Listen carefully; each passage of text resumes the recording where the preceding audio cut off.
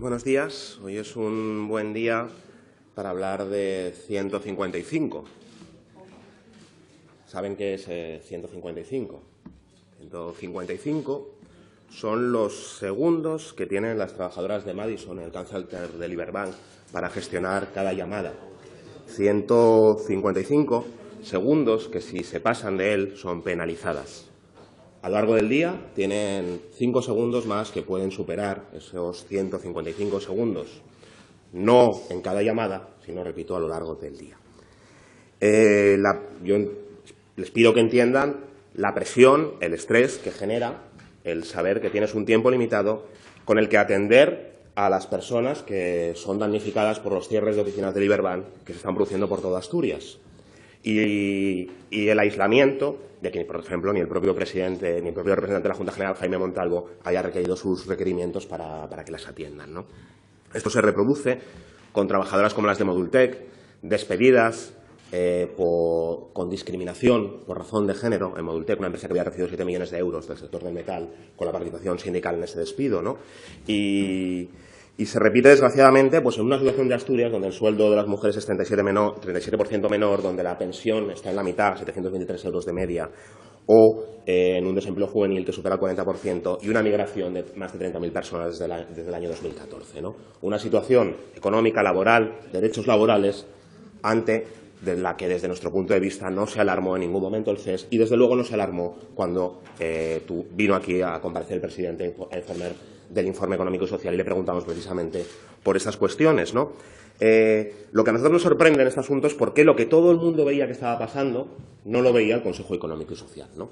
Lo que era mayoritario en la sociedad, pues parece que no lo era aquí, ¿no? Se ha hablado y se hablará del presupuesto del CES, 754.000 euros anuales llegó a ser, se llegó a pagar 80.000 euros por dictamen, 35.000 euros a FADE, Comisiones Obreras y UGT por la participación en ese órgano, 64.000 euros al presidente del CES, 40.000 al director general, ¿no? 30% del dinero del CES que va a subvenciones que se reparten o a garantizar los altos salarios de sus dirigentes, ¿no?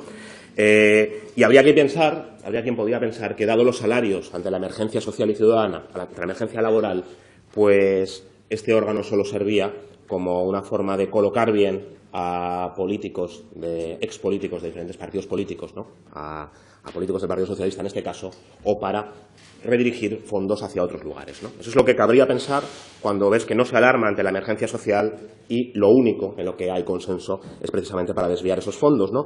Hoy nos han dicho que ha habido un intento de reforma, pero es que no es cierto, no es cierto. Ha habido 3 propuestas de reforma concretas en esta Cámara del CES, una nuestra, en los presupuestos del año pasado, donde pedíamos que se quitase el personal eventual, que se conveniase con la universidad para hacer esos informes y que se limitase esa financiación encubierta que entendíamos a las entidades que participan en el CES. Se rechazó en presupuestos por el Partido Socialista. Hubo una segunda propuesta cuando compareció el presidente del CES, que hablaba de que hubiese un presidente apartidista, un presidente de reconocido prestigio que lo gestionase con un sueldo acorde a la realidad y no acorde a los estándares de algunos de los que nos gobiernan, y una agenda de medidas para investigar las problemáticas sociales, las problemáticas laborales que existen en Asturias, ¿no? Se rechazó, el Partido Socialista lo rechazó, y hubo una tercera propuesta de reforma de Ciudadanos que planteaba una propuesta detallada, amplia, profunda, que ni siquiera se abrieron a discutir nadie, ¿no?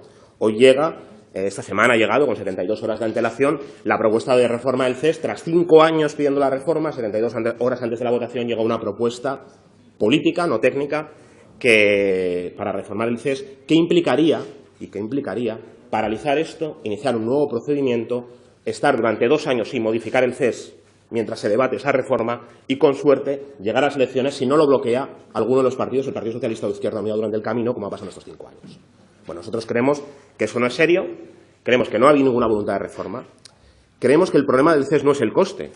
Se ha dicho que cuesta mucho, es que para nosotros, yo no voy a decir si es caro o es barato, podría ser barato si cumpliese su función. El problema es que no ha cumplido su función de defensa de los derechos de los trabajadores. Ese es el problema, que para nosotros no estaba sirviendo para ese sentido, ¿no?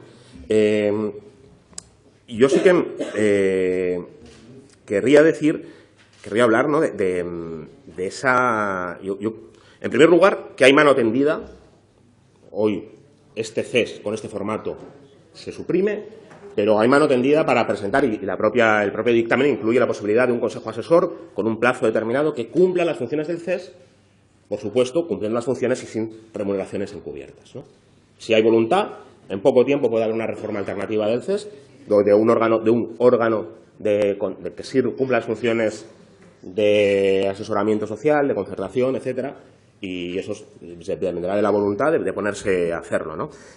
Dos cuestiones. En primer lugar, el hecho de la presencia significativa que tuvo el presidente del CES cuando vino aquí a defender la utilidad del organismo, ¿no? Consiguió lo que yo creo que no ha conseguido nadie en esta Cámara, que dos grupos que estaban en contra de la supresión del CES, después de que viniese, estuviesen a favor de suprimirlo. O sea, es que Ciudadanos y Foro cambiaron el voto a raíz, primero, de la comparecencia del señor Nicolás Álvarez, ex senador del PSOE, y después a raíz del bloqueo a cualquier tipo de reforma posterior, ¿no? Con lo cual, bueno, yo creo que se lo tendrían que hacer mirar. Hasta 12 veces el hombre de la solución para salir de la crisis es producir más barato, o sea, que cobremos menos.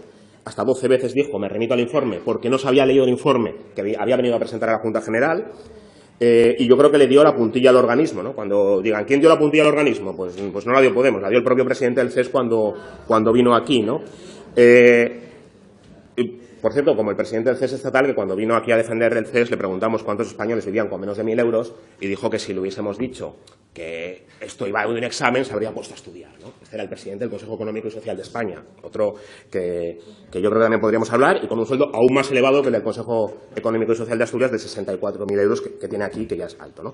Mira, yo os quiero hacer una reflexión más profunda, voy terminando. Quizás sea uno de los pocos, si no el único diputado de esta Cámara que ha trabajado en un órgano de concertación social. Yo he trabajado en Ginebra, en la Organización Internacional del Trabajo. Yo me creo la concertación social. Su función era elaborar propuestas y recomendaciones que hicieran mejorar condiciones de trabajo, que tiró de las orejas al gobierno español cuando había precariedad y desempleo juvenil, salió y lo dijo. Presentaron informes en materia de trabajo decente, hicieron convenios, normativas en materia de trabajo decente. Y conocí a dos directores generales de la OIT. Conocí a dos. A Juan Somavía, que había sido embajador durante el gobierno de Salvador Allende, exiliado durante la dictadura de Pinochet, y volvió a Chile a defender la democracia después, en la transición democrática que hubo. Y a Guy Ryder, que fue el primer sindicalista que alcanzó la dirección general de la OIT, ¿no? Ese era el currículum de los directores generales de la OIT que yo conocí. El currículum de aquí había sido ser alto cargo del Partido Socialista. Ese fue el currículum democrático y de derechos laborales del presidente del CES, ¿no? Yo creo que hay una comparación y que va en la misma línea de los Rodríguez Vigil que tenemos en los consejos consultivos, ¿no? Que no es precisamente la gente más capacitada, sino que es la gente que se le da una jubilación dorada por estar en los consejos económicos y social. Ha dejado a mucha gente atrás este modelo de concertación, que ha dejado atrás a los jóvenes, atrás a las mujeres, atrás a los mayores de 55 años, atrás a los desempleados. Nosotros creemos que tiene que haber un modelo de concertación sindical que no deje a nadie atrás. Vaya concluyendo. Voy concluyendo. Creo... No se alarmen, han estado 5 años sin querer reformar el CES, por favor.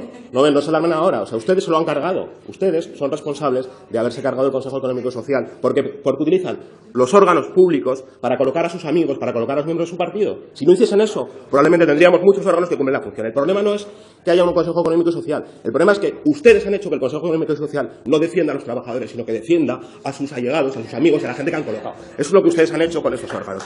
Defendemos los derechos de los trabajadores. Los órganos apuesten por defender a los trabajadores, a los que han dejado a través de la crisis, y esa es a la gente que creemos que hay que defender. Donde estén en la calle, donde estén los conflictos, estaremos con ellos. Es necesario un sindicalismo que no retroceda, sino que avance. Es necesario un sindicalismo que luche por avanzar en la democracia y que luche por reconquistar nuestros derechos. Señor Ripa, su tiempo ha concluido. Sí. La primera reunión conjunta que nos pidieron FADE, Comisiones UGT, fue para hablar del CES, no para hablar de ninguno de los problemas acuciantes de Asturias. Esperemos que haya para hablar de esos problemas de Asturias, para hablar de las necesidades, para hablar de la gente afectada por la crisis. Y con ellos y para ello estaremos siempre. Por los derechos de los trabajadores y por la democracia estaremos siempre. Para otras cosas no cuenten con nosotros.